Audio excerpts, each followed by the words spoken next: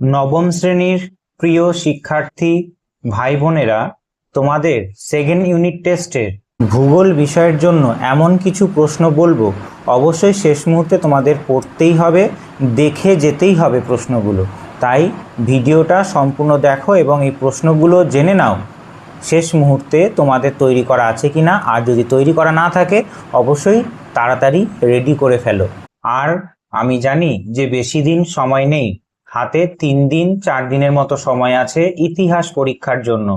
আর এই 3-4 দিনে এই প্রশ্নগুলো তোমাদের করা আছে কিনা সেটা যাচাই করে নিও। অর্থাৎ যদি না করা থাকে অবশ্যই পড়ে যাবে। আমি খুব বেশি প্রশ্ন বলবো না। তোমাদের চ্যাপ্টার 4 বহির্জাত প্রক্রিয়া, চ্যাপ্টার 4 ভূমিরূপ গঠনকারী প্রক্রিয়া এই অধ্যায়টা হবে। আবহবিকার চ্যাপ্টার হবে চ্যাপ্টার 5, আর পশ্চিমবঙ্গের অর্থনৈতিক পরিবেশ তোমাদের পরীক্ষায় হবে। এই 3টে চ্যাপ্টার থেকে তোমাদের 2 নম্বরের, 3 নম্বরের এবং 5 নম্বরের প্রশ্ন আসবে। 2 নম্বরের আমি প্রত্যেকটা চ্যাপ্টার থেকে 3টে করে প্রশ্ন বলবো, 3 নম্বরের 2টো করে প্রশ্ন বলবো, আর 5 নম্বরের 1টা করে প্রশ্ন বলবো প্রত্যেক এই 3টে অধ্যায় থেকে।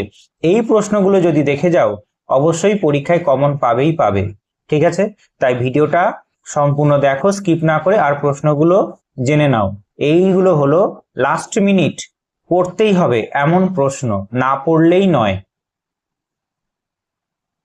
ভূমিরূপ গঠনকারী প্রক্রিয়া ও সৃষ্ট ভূমিরূপ অধ্যায় থেকে 2 নম্বরের পড়বে অবশ্যই। 2 নম্বরের জন্য অবশ্যই পড়বে প্রথম প্রশ্ন, মহিক হাত বলতে কি বোঝো? মহিক হাত বলতে কি বোঝো? হয়ে গেল। আর একটা পড়বে যে হোস্ট ও গ্রাভেন কি? হোস্ট ও গ্রাভেন কি? এই দুটো অবশ্যই পড়বে। আর এক্সট্রা তোমরা পড়তে পারো ব্যবচ্ছিন্ন মালভূমি বলতে কি বোঝো, আর পড়বে সমস্থিতিক আলোড়ন বলতে কি বোঝো। এই যে 4টে প্রশ্ন দিলাম, এই 4টের মধ্যে অবশ্যই পাবে। এরপরে 3 মার্কসের এই অধ্যায় থেকে চ্যাপ্টার 4 থেকে কি পড়বে? 3 মার্কসের জন্য পড়বে যে মহীভাবক ও গিরিজনী আলোড়নের পার্থক্য লেখো। মহীভাবক এবং গিরিজনী আলোড়নের পার্থক্য লেখো। ঠিক আছে, 3 নম্বরের জন্য পড়বে, 3 মার্কসের জন্য। আর আরেকটা পড়বে যে মানব জীবনে পর্বতের গুরুত্বগুলি সংক্ষেপে আলোচনা করো। মানব জীবনে পর্বতের গুরুত্বগুলি সংক্ষেপে আলোচনা করো। ঠিক আছে, 2টো হয়ে গেল 3 মার্কসের। আর একটা এক্সট্রা আমি প্রশ্ন দেব যে অন্তর্জাত ও বহির্জাত প্রক্রিয়ার পার্থক্য লেখো। অন্তর্জাত ও বহির্জাত প্রক্রিয়ার পার্থক্য লেখো। এর চ্যাপ্টার 4 ভূমিরূপ গঠনকারী প্রক্রিয়া সৃষ্ট ভূমিরূপ থেকে 5 নম্বরে কি প্রশ্ন আসবে? 5 নম্বরের প্রশ্ন একটা বলবো, একটাই আসবে। প্রশ্নটা কি? যে 5 সংস্থান তত্ত্বের সাপেক্ষে ভঙ্গিল পর্বতের উৎপত্তি চিত্র সহযোগে ব্যাখ্যা করো। 5 সংস্থান তত্ত্বের সাপেক্ষে ভঙ্গিল পর্বতের উৎপত্তি চিত্র সহযোগে ব্যাখ্যা করো। এই প্রশ্নটা করে যাও, তোমার 5 নম্বর এই অধ্যায় থেকে একটা হবেই হবে। খুব ভালো করে এই প্রশ্নটা প্র্যাকটিস করে যাও। ঠিক আছে, পরে চ্যাপ্টার 5 আবহবিকার থেকে আমি 2 মার্কসের প্রশ্ন দেব, অবশ্যই সেই 2টো প্রশ্ন পড়বে। কি সেই প্রশ্নটা? প্রশ্নটা হলো নগ্নি ভবন কি? প্রশ্নটা আরেকবার শোনো, নগ্নি ভবন কি? ঠিক আছে। আর আরেকটা পড়বে অবরোহণ ও আরোহণ বলতে কি বোঝো? অবরোহণ ও আরোহণ বলতে কি বোঝো পড়তে পারো, বা পার্থক্যও পড়তে পারো। ঠিক আছে, এই 2টো দিলাম। আর পড়তে পারো এক্সট্রা এটা রেগোলিথ বলতে কি বোঝো? রেগোলিথ বলতে কি বোঝো? ঠিক আছে, এই 3টে প্রশ্ন তোমাদের দিলাম। আর 3 মার্কসের এই চ্যাপ্টার থেকে কি পড়বে? 3 মার্কস এই চ্যাপ্টার থেকে পড়বে যে যান্ত্রিক আবহবিকার এবং রাসায়নিক আবহবিকারের মধ্যে পার্থক্য লেখো। যান্ত্রিক আবহবিকার এবং রাসায়নিক আবহবিকারের মধ্যে পার্থক্য লেখো। ঠিক আছে, একটা গেল।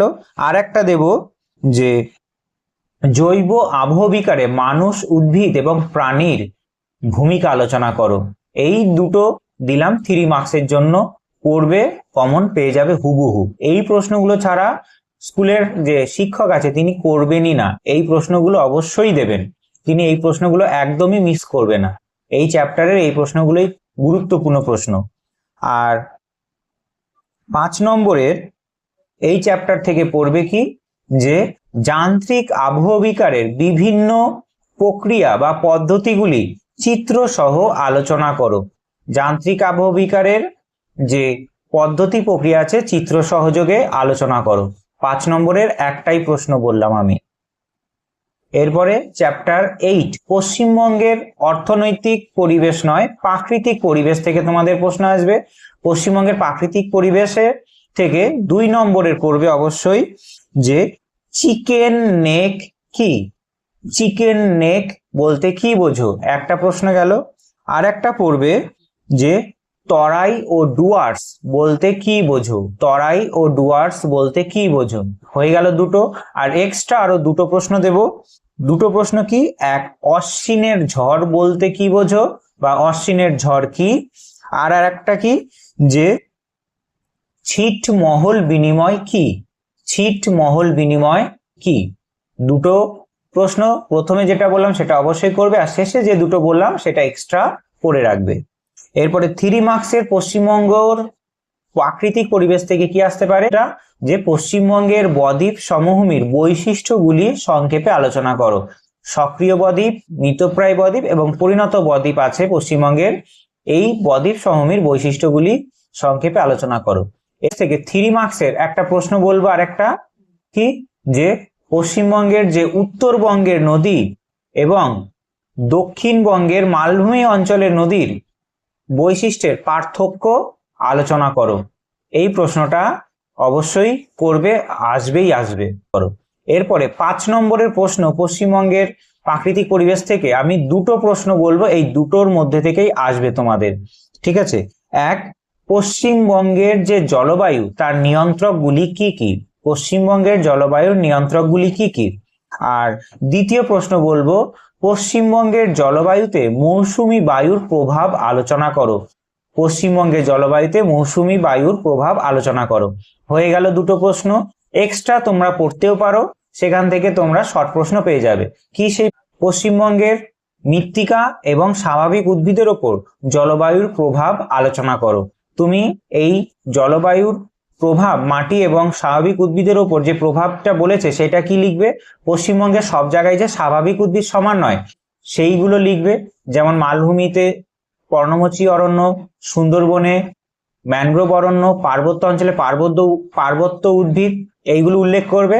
আর পশ্চিমবঙ্গের যে মাটি আলাদা আলাদা সমস্ত জেলায় পশ্চিমবঙ্গের মাটির যে শ্রেণী বিভাগ আছে সেইটা অল্প অল্প করে লিখে দেবে, তাহলেই প্রশ্নের উত্তর হয়ে যাবে। দেখা হচ্ছে পরের ইতিহাস বিষয় কোন বিষয়গুলো পড়বে সেটা নিয়ে ভিডিওতে। ততক্ষণ ভালো থেকো। জয় হিন্দ, জয় ভারত।